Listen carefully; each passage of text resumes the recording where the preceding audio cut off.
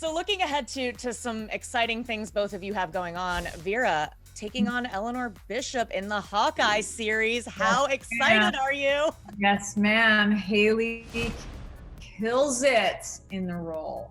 Yes. He trains a new successor. Hawkeye trains a new successor.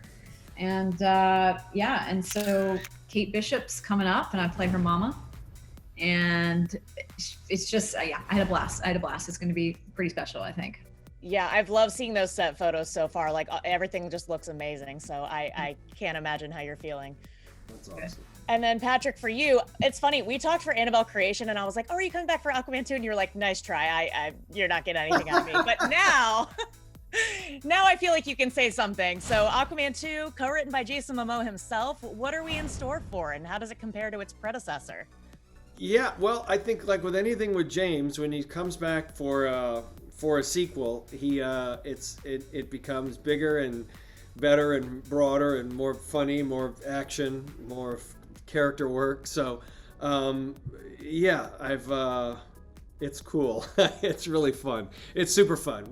I've been in training now for this is my 8th week training. So, and then I go and in a couple months we start. Well, they start, about a month and a half, a month or so they start. I loved this movie. I thought it was creepy, a beautiful love story, funny at times. I love the detective aspect of things. What were your initial thoughts about the story, given that it does kind of move away from the haunted house concept that we've seen before? Yeah, I was excited. We always, now that we've done a handful of them, because we know we'll all be in the same room, at least when we're shooting one. So usually towards the end of that, if we feel like it's going really good, there's usually hey, you got any ideas for the next one? You think there'll be another one? So I remember when we first heard about this case, I think we were shooting the second one, right, Vera? I think so. Yeah. Oh, wow. So then you go and you Google it and you find all the information. And then you see, oh, wow, the fact that this was a real homicide. And so everything that comes in that, the responsibility that comes with that, and the real stakes victims here. So that's something that we knew was going to take a much different path, and also open it up, because then it's not just a family and their hearsay even throughout their own community. Now it's an actual homicide, how this plays out, the first case in history, in American history, of using it as an alibi in court. So now we're doubling down in court, saying this is the work of the devil, and what that means working with the police department, Lorraine's clairvoyant. So all of a sudden it just becomes a much broader story, which was exciting, because we don't want to come back and just do the same thing. I mean, the fact that it was based on a true story. I'm a big true crime fan. I listen to podcasts all the time. Immediately I was in a Wikipedia wormhole right after watching this movie, being like, oh my God, this really happened. This is insane. I couldn't really find anything on where Arnie and Debbie are now. Did you guys they're still around? Did you guys talk to them or anything? Were they involved with this movie at all? They were on set. I know. But I have nothing much to tell you, because I usually keep my distance, and I can't even give you a good reason why. I just do. Yeah. They had they were interviewed on set. They were there for a day. Mm. Yeah. Mm-hmm. And that's also been part of each film that we've done. The family that we're doing the story about, they'll come for a day or two and see the set and see what's going on and see where their life story ends and then becomes dramatized. And I believe Rory probably talked to him. I know, actually, sadly, we just lost Debbie. Debbie just passed away quite recently, like very recently, in the past few months. So yeah, that was certainly very sad. But I believe that they, the two people playing them, were able to talk with them. But yeah, we did sort of stay away. Okay. Yeah. No, it's interesting, because I was trying to find stuff, and it was half the family is really against the demonic thing, and then the other half is very supportive of it. So I was just very fascinated about that whole thing. Yeah, no, it's always there's always different stories even in the family. Yeah. So this is both of your, I think, the 6th film that you've done as part of this franchise, and I'm sure you get asked this a lot, but because I mean, this is probably my favorite Conjuring movie so far. I really liked it. So do you guys see more films in the future? Do you see yourselves keeping going with this? What would you like to see next? I hope so, Ash. I hope so. Just give me another opportunity. I would love to do it again and again, but at least one more. I think there's room for one more. I think, like, for me watching it, I'm like, oh, there's so many paths we can go now. Like, I loved watching you guys kind of be like detectives this time around. It was really fun.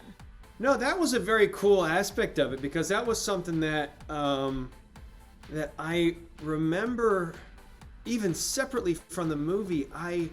It's a long story, but my parents became friends with someone that was their job as a clairvoyant for this police department for like 30 years or something. Oh, no way. Wow. And then you really realize that many police departments have that. It's just sort of low-key, on the DL, because a lot of people just don't believe it. They don't believe it until it helps, and then you can't argue it. So that was something with this story that I thought really did open the world up and make it much more real, because we always just like to put them in just strange situations just because it's fun. It's fun playing people that with little matching outfits and things.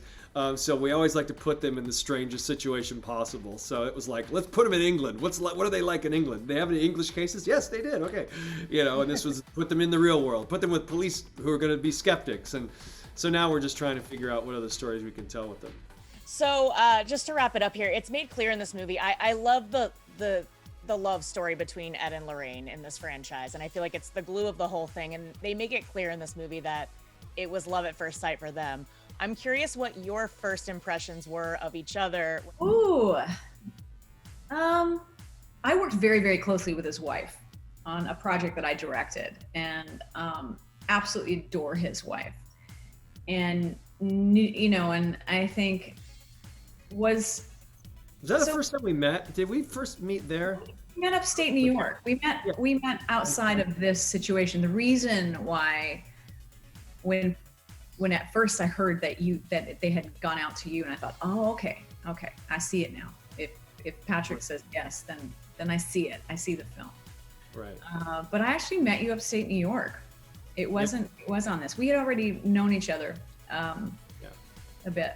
The same way, I remember talking to James when we were putting it together, and and he had said they were going out to Vera, whatever it was. I forget where we were in the process, but it was the same thing where I thought, oh, okay, if that's the direction we're going, then it just does up the ante. It just really showed their dedication and wanting to be in this for the long haul and really get the best people possible for it, myself excluded. I'd say it was strange for me.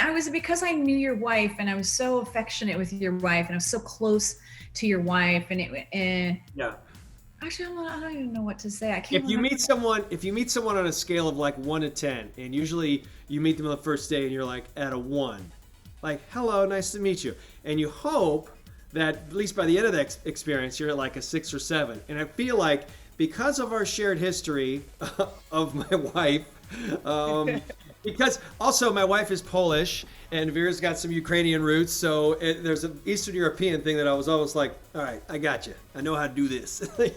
That there was a lot of these common bonds. I live in Jersey, she's from Jersey, so there was a lot of just sort of circling each other that I felt like when we showed up to actually work, we were already probably at like a 4 or 5, even without having tons of conversations together. There was just a tremendous amount of the way I think we viewed life, that we viewed family, that we viewed our spouses, and that we viewed work. And when you come in knowing that you've got a tremendous amount of respect and a kernel of trust and humor, you can jump right in.